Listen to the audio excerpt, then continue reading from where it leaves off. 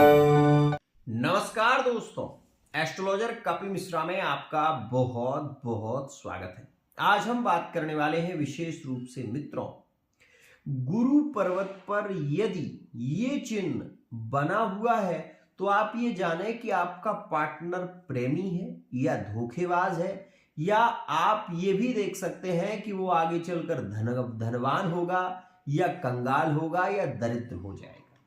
आज का वीडियो उन सभी लोगों के लिए बहुत ही ज्यादा लाभकारी है जो ये जानना चाहते हैं कि उनका पार्टनर उनके साथ में धोखा तो नहीं करेगा या उनके साथ में फ्रॉड होगा, उनके साथ में बाद का जो योग बनेगा वो अत्यंत दुखदाई होगा। तो आइए हम जानते हैं मित्रों, सबसे पहले आप ये जानें कि यहां पर जो हस्तरेखा आपको दिखाई दे रही है इसमें सबसे ज्यादा महत्व होता है हृदय रेखा का।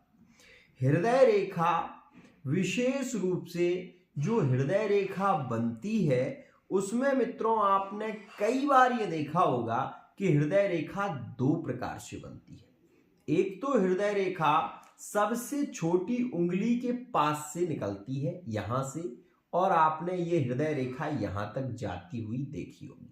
कई लोगों की हृदय रेखा बट जाती है, मतलब यहां तक होती है, किसी की यहां तक होती है और किसी की जाकर पूरी मिल जाती है। तो इसमें आप जो हृदय रेखा देख रहे हैं वो पूर्ण तरीके से मिली हुई है। ऐसा व्यक्ति अत्यंत श्रेष्ठ तो प्रेमी होता है, और जिनकी हस्तरेखा में गुणा का आकार होता है, जैसे आपको दिखाई दे रहा है, एक चिन्ह दिखाई दे रहा है जिसको स्टार बोलते हैं।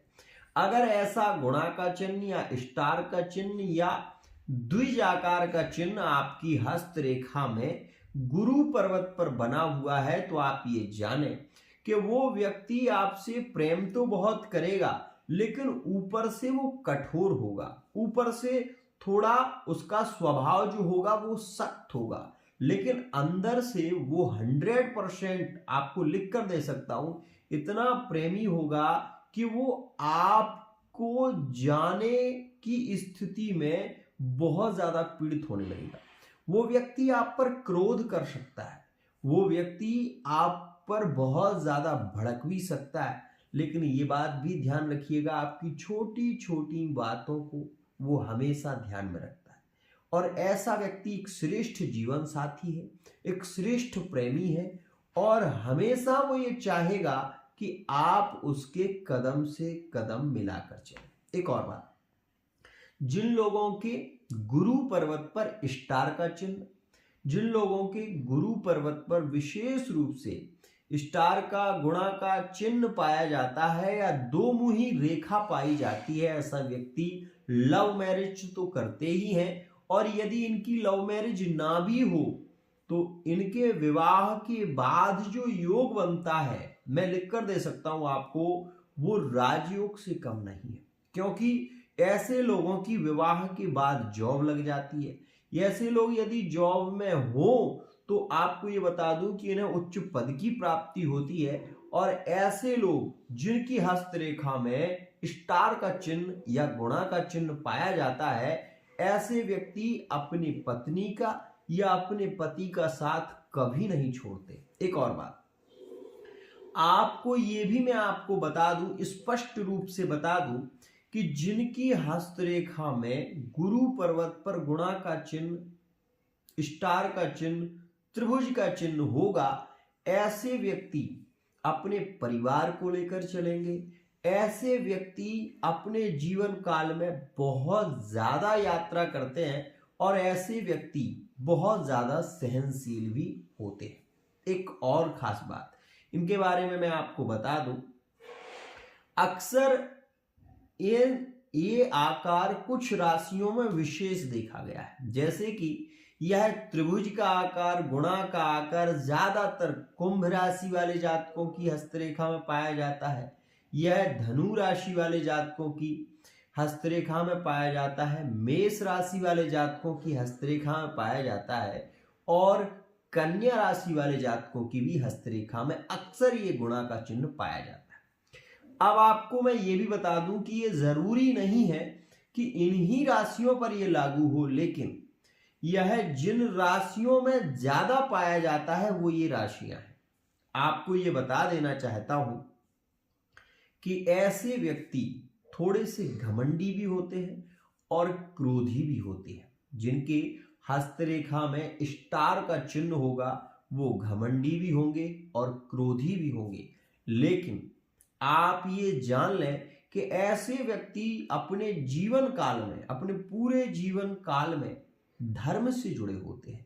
ऐसे व्यक्ति हमेशा धर्म का, न्याय का पालन करना कभी नहीं भूलते और ऐसे व्यक्ति अपने पार्टनर को किसी राह पर छोड़कर नहीं जाते, धोखा नहीं देते। इस बात का हमेशा ध्यान रखिएगा। मैं केवल ये कहना चाहता हूं कि कई बार ऐसा लोग मुझसे पूछते हैं कि गुरुजी, मेरे पार्टनर ने मुझे धोखा दे दिया, आज वो मेरा कॉल रिसीव नहीं कर रहा है, ऐसा क्यों हो रहा है? क्या वो मुझे छोड़कर चला जाएगा?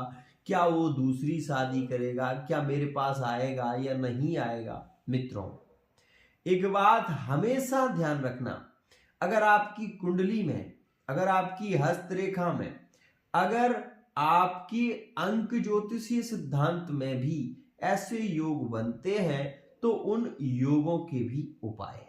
एक बात सहज समझिए, मान लीजिए आपका जन्म किसी तारीख में, 10 तारीख में या 28 तारीख में या 1 तारीख में हुआ। अब आपका मूलांक तो 1 हो गया, लेकिन आप अगर अपने जन्म की राशि को चेक करेंगे तो उसका मूलांक या तो सूर्य से मिलेगा या मंगल से मिलेगा। ये बात ध्यान रखिएगा, क्योंकि जिनके भी मूलांक 1, मूलांक 10, मूलांक 1 होगा, उनके संबंध ज्यादातर आप जुड़े हुए देखेंगे तो विशेष रूप से मेष राशि से, सिंह राशि से इनके ज्यादा मिलन होते हैं, ज्यादा इनके योग मिलते हुए नजर आते हैं। और मैं ये चैलेंज दे रहा हूं, अगर आप इन तारीखों में जन्मे हैं, अपनी कुंडली को खोलकर देख लेना, आपकी कुंडली में मंगल योगकारी मिलेगा। अगर आपका जन्म मूलांक 1 में हुआ है, अगर आपका जन्म मूलांक 9 में हुआ है, आप इस स्थिति को कभी भी नोटिस कर लेना। आपका जन्म अगर मूलांक 3 में भी हुआ है तो आप इस स्थिति को कभी भी कुंडली को खोलकर देखना, आप मंगल से या विशेष रूप से सूर्य से जुड़े हुए नजर आएंगे। आज के लिए इतना ही। आशा करता हूं ये वीडियो आपको पसंद आई होगी। वीडियो यदि पसंद आई है, चैनल को सब्सक्राइब करना ना